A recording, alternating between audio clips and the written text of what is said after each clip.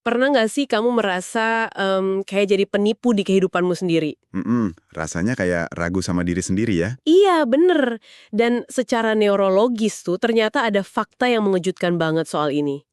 Waktu kamu diminta untuk mikirin versi dirimu yang udah sukses, yang udah lebih mandiri atau lebih bahagia, Otak kita bereaksi aneh kan? bener, otakmu ternyata nyalain sirkuit yang sama persis kayak pas kamu lagi ngelihat orang asing di jalanan. Secara harfiah, otak kita nganggep versi kita yang lebih baik itu sebagai orang yang nggak dikenal. Orang asing yang belum bisa dipercaya ya. Dan fakta itu sebenarnya ngejelasin banyak hal tentang apa yang mungkin sedang kamu rasakan malam ini. Pasti rasanya berat banget. Hmm, Kalau kamu lagi dengerin obrolan kita sekarang, kemungkinan besar kamu baru aja merebahkan diri setelah hari yang sangat-sangat panjang. Mungkin bahumu sekarang terasa kaku, matamu udah berat. Dan ada rasa lelah yang rasanya mengendap jauh lebih dalam dari sekedar lelah fisik kan. Coba deh tarik napas sebentar, bebaskan tubuhmu. Ya, santai aja. Kamu udah ngelakuin yang terbaik hari ini. Obrolan kita malam ini emang dirancang khusus untuk nemenin waktu istirahatmu. Betul sekali. Dan dalam penelusuran mendalam kita kali ini, kita mau ngebahas sebuah fenomena ilmiah yang disebut dengan identity lag atau jeda identitas. Nah, ini menarik banget. Identity lag itu kondisi di mana ada jarak antara perubahan nyata yang udah kamu capai di dunia luar dengan pembaruan emosional di dalam dirimu. Kayak ada yang tertinggal gitu ya. Persis. Dan misi kita malam ini sederhana aja. Kami cuma pengen ngasih tahu kamu bahwa kalau kamu ngerasa udah melangkah jauh, tapi di dalam hati masih merasa kayak versi lama dirimu yang rapuh, Kamu tuh gak rusak. Kamu sama sekali gak gagal. benar. Jadi mari kita bedah pelan-pelan ya. Kenapa sih otak kita ngelakuin ini dan gimana caranya supaya kita bisa meletakkan beban itu malam ini? Setuju. Rasa lelah yang kamu rasakan sampai ke tulang-tulang itu hasil dari pikiran yang lagi ngelakuin akrobat identitas. Secara nggak sadar, pergulatan batin ini tuh sangat menguras energi loh. Menguras baterai banget ya rasanya. Iya. Nah, untuk memahaminya, kita bisa lihat dari kacamata psikologi. Ada yang namanya teori diskrepansi diri. Intinya gini, di dalam batin kita, ada 3 sistem navigasi yang nyala dan beroperasi secara bersamaan. Oh, sistem navigasi. Maksudnya kayak aplikasi GPS gitu di dalam kepala kita. Nah, persis kayak gitu. Coba kamu bayangin kamu lagi nyetir mobil, tapi ada 3 GPS beda yang nyala terus bersuara barengan. Pasti pusing kan? Wah, kacau sih itu. Nabrak pasti. GPS pertama itu actual self, atau diri kita yang nyata saat ini. Terus, GPS kedua itu ideal self. Itu yang versi impian kita ya. Betul, diri impian, aspirasi, versi terbaik yang lagi kamu kejar. Lalu GPS yang ketiga ini nih, ox self, atau diri yang seharusnya, Seharusnya menurut siapa nih? menurut orang lain. Ini kumpulan tuntutan, tanggung jawab, dan ekspektasi dari keluarga atau lingkungan sekitarmu. Tunggu, tunggu. Kalau ada 3 GPS nyala barengan dan ngasih arah yang beda-beda, mesinnya pasti cepat panas dong. Bukannya fenomena identity lag ini mirip kayak pas kita download sistem operasi baru di smartphone kita ya? Gimana tuh maksudnya? Ya kayak tampilannya di layar udah baru, cerah gitu kan, tapi tanpa kita sadari aplikasi-aplikasi versi lama masih terus jalan diam-diam di background. Oh, iya benar banget. Bet- Proses background inilah yang bikin baterai kita cepet habis. Padahal kita ngerasanya lagi nggak ngapa-ngapain. Itu analogi yang pas banget. Dan lelah mental yang kamu rasakan sekarang ini, ya baterai yang perkuras oleh aplikasi background tadi. Identity lag terjadi karena GPS actual self kita masih pegang erat koordinat masa lalu. Sementara GPS ideal self kita udah ngasih rute ke masa depan ya. Betul. Di psikologi ada istilahnya inersia psikologis. Otak tuh butuh energi yang luar biasa besar untuk ngerem pola lama dan mulai jalan ke arah yang baru. Tapi nih ya, kalau aku tahu GPS odd self atau ekspektasi keluarga itu udah kedaluarsa, udah nggak cocok lagi buat aku, kenapa aku nggak bisa matiin aja GPS-nya? Gak segampang itu sayangnya. Iya kan? Kenapa aku nggak bisa sekedar mecahin cermin ekspektasi itu terus jalan maju aja? Karena masa lalu tuh nggak mudah dibuang gitu aja. Gini deh, bayangin kamu punya satu lemari besar yang penuh sama baju-baju lama. Oke, lemari penuh baju usang ya. Ya, baju yang mungkin udah kesempitan atau nggak cocok lagi sama gaya hidupmu sekarang. Ada seragam sekolah jadul, ada baju pemberian orang tuamu dari 10 tahun yang lalu. Logikanya sih tinggal dibuang aja kan, menu-menuin tempat. Logikanya iya, tapi tiap kali kamu mau masukin baju itu ke kantong sampah, ada rasa bersalah. Ada ikatan emosionalnya. Kamu ngebatin, aduh, jangan-jangan nanti aku butuh baju ini lagi. Atau mikir, ini kan baju pemberian orang tua, kalau dibuang berarti aku anak durhaka nih, nggak ngehargain mereka. Nah, bener. Pada akhirnya apa yang terjadi? Kamu malah nyewa lemari tambahan atau bahkan kamar tambahan cuma buat nyimpen baju yang sebenarnya udah nggak pernah kamu pakai. Astaga, capek banget ya. Banget. Beban emosional untuk memelihara lemari masa lalu inilah yang bikin batin kita terasa berat dan lelah setiap hari. Oke, itu masuk akal banget secara emosional.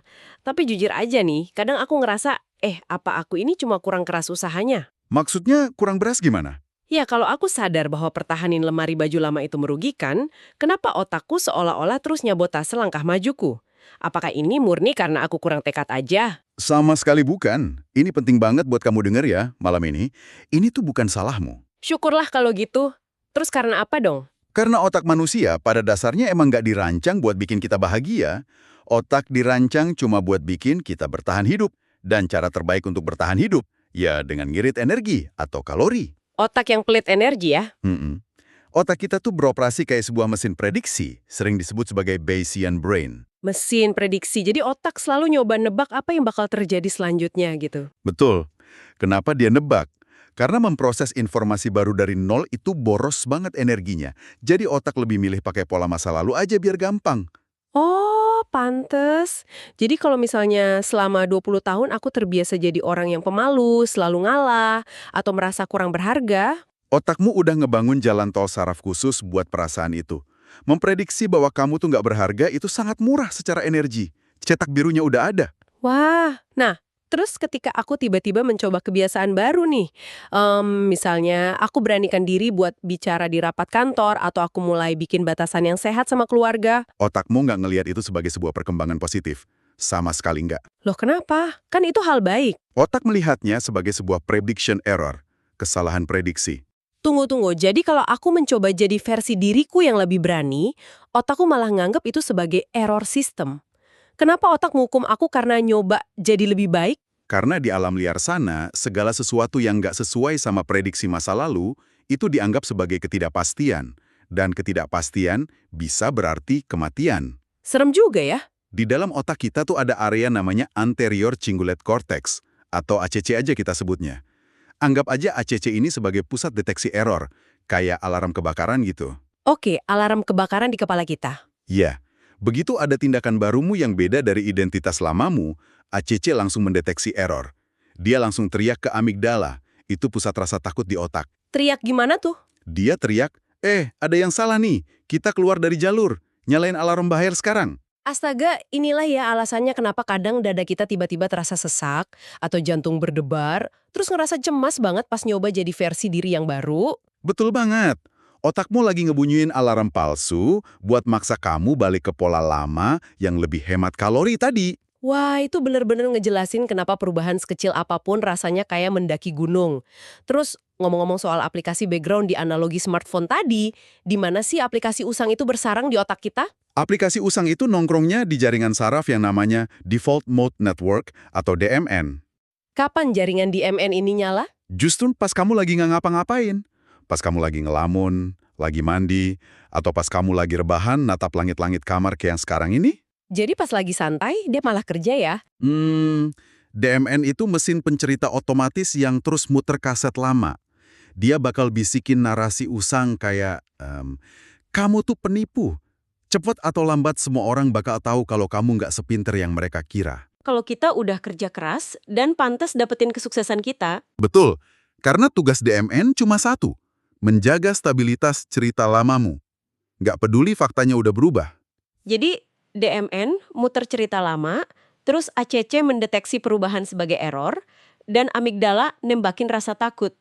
Pantas saja kayak yang kita obrolin di awal tadi, area otak kita ngelihat diri masa depan kita tuh sebagai orang asing. Otak lebih milih meluk versi lama kita yang penuh luka. Karena biarpun nyakitin, rasa sakit itu udah bisa diprediksi. Udah familiar. Ini, Kalau otak kita yang rakit alarm ketakutan ini, siapa dong yang memprogram alarm itu dari awal? Otak kan nggak tumbuh di ruang hampa. Lingkungan sosial kita lah yang seringkali nulis kode-kode prediksinya. Nah, ini bagian yang menarik banget. Kita beralih dari biologi ke anatomi masyarakat, terutama di budaya kita ya. Ransel yang kita bawa itu isinya bukan cuma harapan pribadi, tapi tebel banget sama harapan keluarga. Sangat tebal. Kita di Indonesia ini kan hidup di dalam budaya kolektivisme yang kuat banget. Ada jarak kekuasaan terhadap senior, dan tentu aja ada budaya malu. Bener, perubahan identitas personal tuh jarang dirayain ya di sini. Kadang ngubah diri malah dianggap pengkhianatan sama norma keluarga atau ngerusak harmoni sosial. Waktu kamu berubah jadi orang yang lebih mandiri atau asertif, lingkunganmu malah ngerasa terancam karena mereka bingung gimana cara berinteraksi sama versi barumu ini. Di sumber yang kita baca buat obrolan malam ini, ada studi kasus yang pas banget tentang fenomena para perantau Minangkabau. Coba deh kita bayangin. Gimana tuh kasusnya? Ada pemuda dari desa yang sangat komunal, merantau ke kota metropolitan. Buat bertahan hidup di kota, dia kan harus ngerombak total identitasnya dong. Betul, harus adaptasi besar-besaran. Dia harus jadi lebih individualis, kompetitif, dan berani ambil keputusan sendiri tanpa nunggu musyawarah keluarga besar. Tubuh dan pikirannya menyesuaikan diri buat lingkungan urban. Dan adaptasinya berhasil kan? Tapi coba bayangin apa yang terjadi pas lebaran tiba dan dia harus pulang kampung. Nah, disitulah terjadi tabrakan sistem yang lumayan brutal. Pas dia melangkah masuk ke rumah orang tuanya, lingkungan kampung maksa dia pakai baju lama lagi. Disuruh tunduk lagi sama hierarki keluarga. Nggak boleh kelihatan menonjol biar nggak dibilang sombong. Iya, tapi di saat yang sama, anehnya tetangga sama kerabat nuntut dia tampil sebagai perantau sukses yang harus bagi-bagi duit atau mentraktir semua orang. Ekspektasinya bertolak belakang banget. Dampak fisik dan mental dari tabrakan ini tuh nyata banget loh. Dia ngalamin yang namanya cultural fatigue atau kelelahan budaya. Wah, istilah yang pas, kelelahan budaya. Kayak pas lagi duduk makan bareng keluarga, dia harus mikir keras ya. Dia harus terus nerjemahin perilakunya, nyortir kata-katanya biar nggak nyinggung yang lebih tua, sambil mati-matian nyembunyiin kelelahan finansialnya di kota. Otaknya lembur terus ya buat lakuin pergantian identitas itu. Nggak heran kalau gagal nyiimbangin ini, ujung-ujungnya ngerasa terisolasi. Merasa asing di perantauan, tapi juga nggak dikenali lagi di rumah sendiri. Aku bisa ngerasain banget betapa capeknya itu. Tapi, bukannya tekanan sosial kayak gini juga terjadi di budaya barat ya? Yang katanya memuja kebebasan individu. Iya, penelusuran kita juga nemuin itu. Ternyata masalahnya sama beratnya loh, cuma bentuknya aja yang beda. Di budaya individualis, contohnya ada di transisi veteran militer waktu balik ke kehidupan sipil. Ah ya, veteran perang ya. Bertahun-tahun di militer, identitas mereka dibentuk sangat kaku. Ada komando, tujuan yang jelas, pengorbanan gitu kan. Terus pas masa tugas mereka selesai, dan mereka kerja di kantor sipil biasa. Mereka kehilangan yang namanya cermin sosial. Di militer, lingkungan memvalidasi kedisiplinan mereka. Di dunia sipil yang bebas, cermin itu pecah. Nggak ada yang peduli sama struktur komando kaku mereka. Dan karena kehilangan pegangan itu, bukannya beradaptasi, banyak veteran yang justru memeluk erat identitas prajurit lamanya. Mereka malah menghakimi orang sipil sebagai pemalas. Terjebak inersia identitas lagi ya. Jadi kesimpulannya, baik di budaya kolektif maupun individualis, saat cermin sosial di sekitarmu nggak lagi mantulin siapa kamu yang sekarang, rasa lelah dan frustrasi itu nggak bisa dihindari. Mendengar semua ini bikin sadar ya betapa beratnya beban yang kita pikul tiap hari. Dari dalam, otak kita nolak perubahan karena takut kehabisan energi. Terus dari luar, budaya dan keluarga narik kita kembali ke masa lalu. Nah, pertanyaannya sekarang buat kamu yang lagi dengerin ini sambil rebahan. Gimana caranya kita bisa naruh ransel berat ini sekarang juga? Biar malam ini bisa napas lega? Tenang, ada kok caranya. Ada beberapa pendekatan psikologis yang sangat lembut dan bisa kamu praktekin malam ini juga. Yang pertama, ini soal cara kita ngomong sama diri sendiri. Gimana tuh caranya? Para ahli punya trik bahasa sederhana buat ngelepasin jeratan identitas lama. Daripada kamu ngebatin, aduh, aku ini emang orang yang cemas dan selalu gagal, ubah kalimatnya pelan-pelan di dalam hati. Diubah jadi gimana? Jadi, Saya menyadari ada pikiran yang muncul bahwa saya ini orang yang cemas. Oh, saya menyadari ada pikiran yang muncul. Cuma dengan nambahin kata-kata itu rasanya tiba-tiba ada ruang kosong di kepala kita ya. Kamu ngebikin jarak antara dirimu yang utuh dengan narasi usang yang lagi diputar sama mesin DMN tadi. Kayak misahin diri kita dari ceritanya ya. Mm-mm. Coba deh, bayangin dirimu itu sebagai hamparan langit biru yang luas banget. Identitas lamamu, ketakutanmu, perasaan jadi penipu, itu semua cuma awan gelap yang lagi lewat. Awan itu nyata sih, bawa hujan dan angin. Tapi awan itu bukan langitnya. Benar, langit tuh nggak pernah rusak cuma gara-gara dilewati badai. Langit selalu ada, mewadahi segalanya. Dan awan itu pelan-pelan pasti bakal berlalu. Aku suka banget bayangan itu. Kita ini langitnya, bukan badainya. Terus, gimana dengan alarm di kepala kita? Tadi kan ada amigdala yang terus nembakin rasa takut. Gimana cara matiin sirine itu malam ini biar bisa tidur? Kita harus mencuri tenaga dari otak. Karena otak butuh banyak energi buat bikin skenario ketakutan, kita putus arus energinya dengan maksa otak memproses data sensorik di masa kini. Pakai metode grounding 54321 itu ya? Betul.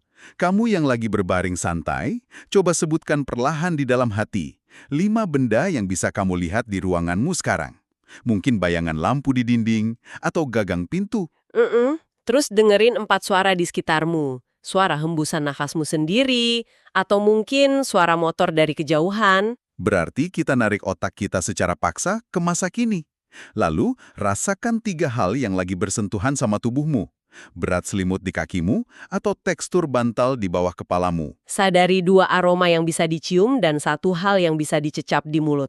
Yah, pas kamu maksa otak mikirin tekstur selimut atau suara napas, otak tuh kehabisan kapasitas komputasi buat muter kaset kecemasan. Amigdala dapat sinyal kalau di kamar ini, di atas kasur ini, kamu aman. Nggak ada harimau yang ngejar.